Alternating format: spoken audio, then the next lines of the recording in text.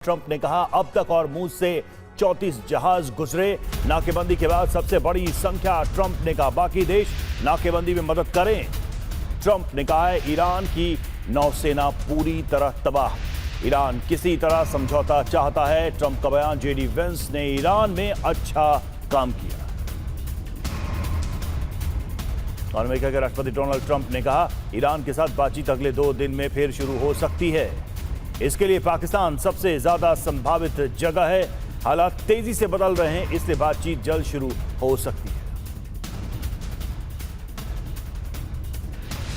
तो अगले 2 दिनों में फिर शुरू हो सकती है बातचीत, ये ट्रंप ने कहा है। और संभावित जगह पाकिस्तान हो सकता है वार्ता के लिए।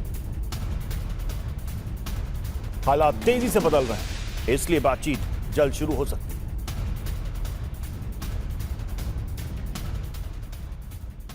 और ट्रंप ने कहा अब तक हॉर्मुज़ से 34 जहाज गुजरे हैं। नाकेबंदी के बाद सबसे बड़ी संख्या है ये। ट्रंप का बयान। बाकी देश नाकेबंदी में मदद करें। ईरान की नौसेना पूरी तरह तबाह। ट्रंप ने कहा ईरान किसी तरह समझौता चाहता है। जेडी वेंस ने ईरान में अच्छा काम किया।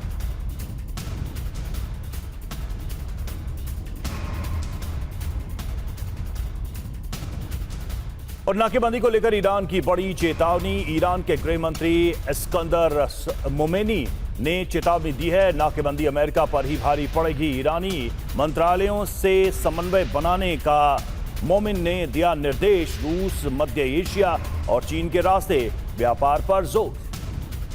वैकल्पिक रास्ते से अमेरिका को पस्त करने पर जोर।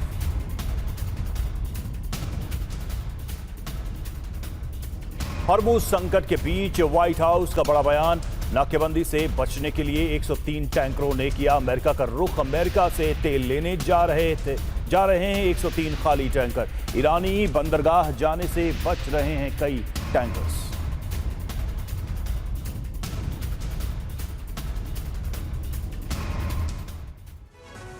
तो अमेरिका की नाकेबंदी को 40 घंटे से ज्यादा का वक्त बीत चुका है, लेकिन हॉर्मुज़ खुलेगा इसके आसार नजर नहीं आते हैं।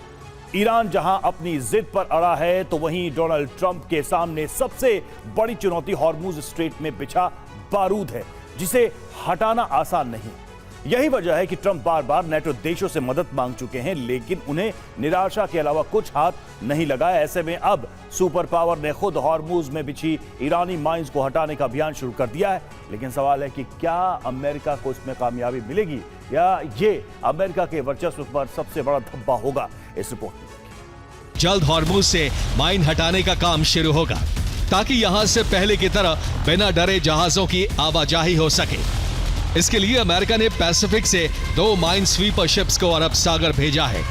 यूएसएस पायनियर और यूएसएस चीफ पैसिफिक से अरब की तरफ बढ़ रहे हैं। अमेरिका ने हॉर्मुज़ में 3 लेयर का मिलिट्री प्लान बनाया है। पहली यानी बाहरी लेयर में यूएसएस अब्राहम लिंकन को तैनात किया गया है, जिसमें 11 गाइडेड मिसाइल डिस्ट्रॉयर भी शामिल हैं।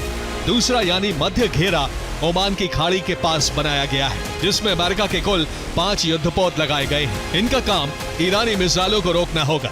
तीसरे यानी आंतरिक घेरे में ईरानी माइन से निपटने का ऑपरेशन होगा।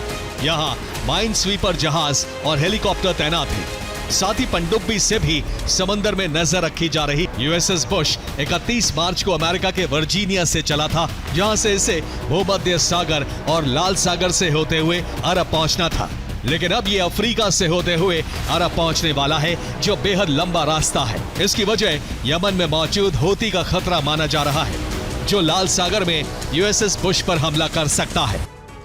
हॉर्मुज़ का तेल रूट अब घेरेबंदी और टकराव का मैदान बन गया है। एक तरफ अमेरिका हॉर्मुज़ में नेवल दबाव बढ़ाता जा रहा है, दूसरी तरफ चीन ने अमेरिका को खुली चुनौती दे दी है। रूस ने भी हॉर्मुज़ को लेकर अमेरिका को नई चेतावनी दी है। यानी ईरान ने अरब सागर से फारस की खाड़ी में आने वाले जहाजों के लिए टोल बैरियर लगा दिया है, और अमेरिका ने फारस की खाड़ी से लौटने वाले जहाजों का रास्ता रोक दिया है।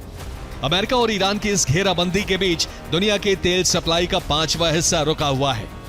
अमेरिका के हॉर्मुज़ ब्लॉकेज के चलते ईरान को हर रोज करीब 4000 करोड़ रुपए से ज्यादा का नुकसान उठाना पड़ रहा है।